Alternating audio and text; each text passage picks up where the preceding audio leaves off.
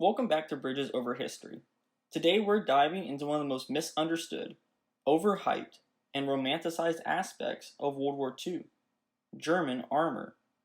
From the little Panzer I to the behemoth Maus, these machines have become legends.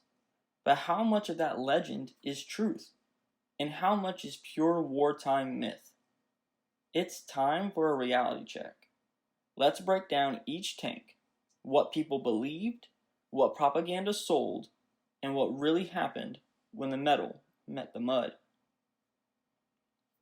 After World War I, the Treaty of Versailles banned Germany from producing tanks. Yet by the early 1930s, the Nazis had already begun cheating that system. They were building dummy tanks from wood, training in secret, and preparing for the mechanized future under a veil of deception. People often assume Germany entered World War II with a modern, cutting-edge tank force ready to conquer Europe. That, however, is not the case. In reality, their earliest tanks were barely more than mobile machine gun nests. The real advantage came from Blitzkrieg tactics, not hardware. So let's start with the first wave of Panzers, the ones that rolled across Poland and France. These weren't the sleek monsters people pictured when they think of German armor. The Panzer I had an armament consisting of two MG-13 machine guns. It was a nimble tank that helped conquer Europe, right? No, not really. It was a glorified training tank with paper-thin armor. Then you have the Panzer II. Its armament consisted of a 20mm autocannon and an MG-34 machine gun. It gave Germany speed and firepower in early Blitzkrieg. Yeah, it was fast, but undergunned and outclassed by almost everything after 1940. Then you have the Panzer 35T and 38T. What people think is it was more brilliant German engineering. In reality, they were Czech designs and better than Germany's own early tanks. These tanks weren't winning wars by themselves. They worked because the Germans rewrote the playbook with Blitzkrieg, shock, coordination, and surprise, not armor. Now let's look at the tanks that carried the Wehrmacht through most of the war. The Panzer III. Its armament consisting of a 37mm or the upgraded 50mm gun. What people think was Germany's early war tank killer.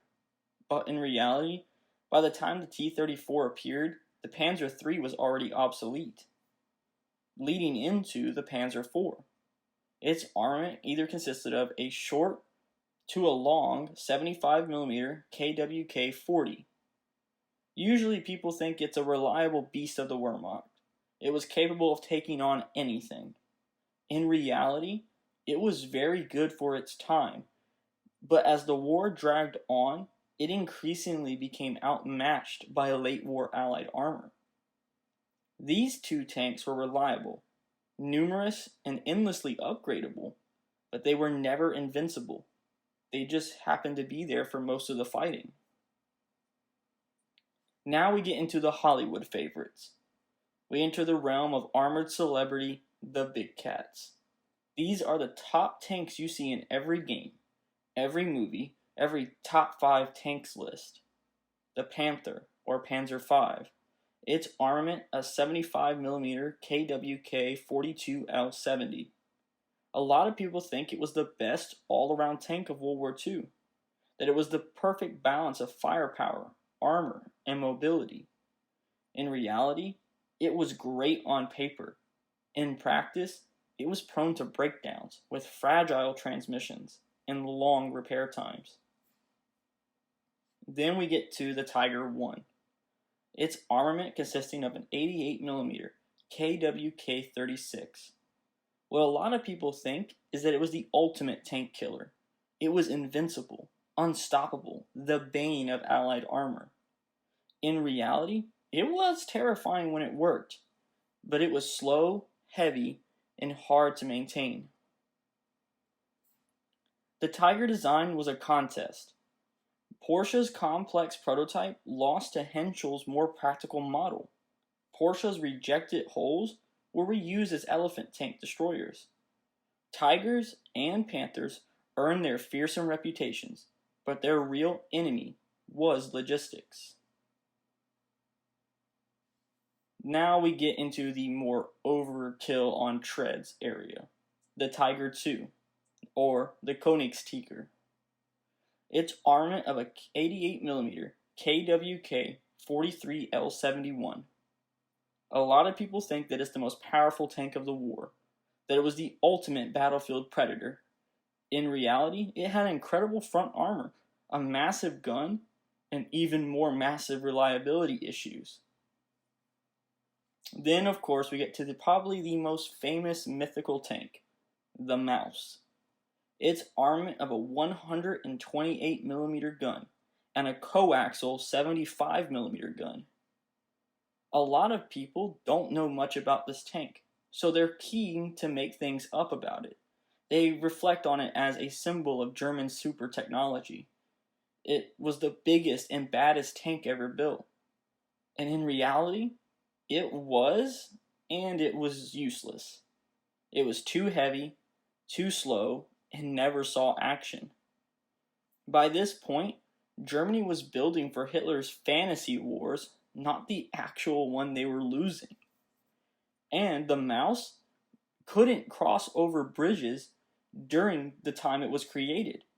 It needed its own custom support unit that would have had to travel with it to and from any battlefield that it was placed on. And now we get into the prototype parade. And Germany never stopped building new ideas, even as the war turned against them. What a lot of people think is that secret tanks could have turned the tide, that these designs were futuristic game changers. In reality, they were mechanical fever dreams. They were cool concepts, but never practical or deployable in numbers. Instead of producing what worked, they chased perfection and built paper tanks. Let's be real. Even the best tank can't run without fuel, parts, and recovery crews. A lot of people think that German armor was tactically superior, and superior machines should have dominated the battlefield. In reality, they often broke before they ever reached it. The Allies focused on durability and scale, and it paid off. The quantity and reliability beat perfection every single time. Finally, let's talk about myth makers, video games, war documentaries, movies. What people think: tigers rolled over Allied forces like gods of war, that German tanks were unbeatable legends, but in reality, they were legendary, but not for the reasons you think. The legend lived on because they looked cool, sounded powerful, and terrified the unprepared. But in the cold math of war, they were expensive, inefficient, and unsustainable. So next time you see a tiger mowing down Shermans in a video game, remember, the real war was one with grease-stained mechanics, reliable supply lines, and tanks that actually ran. German armor was powerful, yes, but it was never the war-winning weapon the myths suggest. Thank you for watching Bridges Over History. Like, comment, and subscribe for more reality checks from the front lines of history. And don't forget to drop a comment on what vehicle I may have missed in this video or another vehicle you'd like covered. As you know, it could be next.